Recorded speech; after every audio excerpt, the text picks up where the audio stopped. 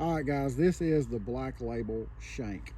You know, the Shank, I'll be honest with y'all, it got its name from the hook that I love to rig this bait with. You know, every time I flip and pitch this bait, whether I'm punching with 1.5 ounce weight and real thick hyacinth mats, or skipping under boat docks, or flipping buck brush, or whatever, I almost always rig this bait with a straight shank hook.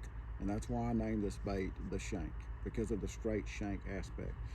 I do also really like the shank as a jig trailer for certain situations, but we're going to get into that. But first of all, let's talk about the features of the shank.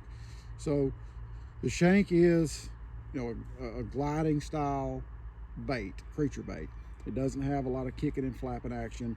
It's just going to glide. It does have detachable appendages. You can see these are already together. You can pull them apart and it separates them. So if you want the tail to have a little more action, you can separate it.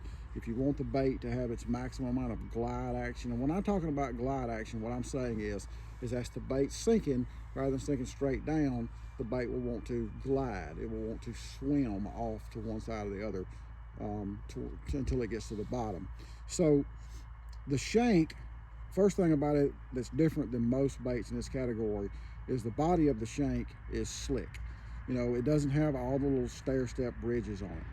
I like the slick body for a couple different reasons. One, this is a bait that I punch a lot with. The slick aspect of this bait, to me, enables it to go through vegetation or thick cover easier than a stair-step bait. It just goes in and it also comes out easier. That enables me to use a lighter weight, which is a lot easier to fish with all day. You know, if you can get away with 1.25 ounces versus 1.5 ounces, it'll make your shoulder hurt a little bit less when it gets dark. The smaller weight also, I feel like I lose less fish on. And I also think the smaller weight helps once I get the bait through the cover. I can slow the rate of sink down easier on a lighter weight than I can a big weight. So the shank penetrates cover easier than most. The other thing about the smooth aspect of it is when I Texas rig this bait, when I put my hook in this bait, I'm not having a difficult time trying to decide where the center of the bait is. If you look down here in the part where the hook would be, I've got a center line on the top side of the bait that enables me to Texas rig the bait, bring the point of my hook right to that center line, and I know I've got the bait rigged perfectly straight, which is really important to me. Now, the other thing I love to do with the shank is I love to put the shank on a jig, especially a skipping jig. The smooth aspect of the shank lets the bait skip better than a bait that, say, has stair-step notches on it, because the stair-step notches want to hang on the surface of the water.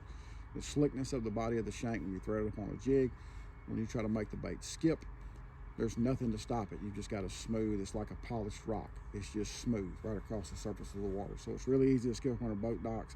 And I really like to do that with, like, say, a 5/16 ounce skipping jig, or even a, you know, maybe a 7/16. But the lighter skipping jig rigged with the shank, you skip it up under, say, a boat dock or back into a willow tree.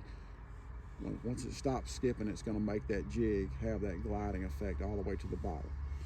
You know, so the shank is a great bait for, like I say, it's a great bait for flipping any kind of shallow cover, punching, flipping bushes, you name it. It's a great jig trailer.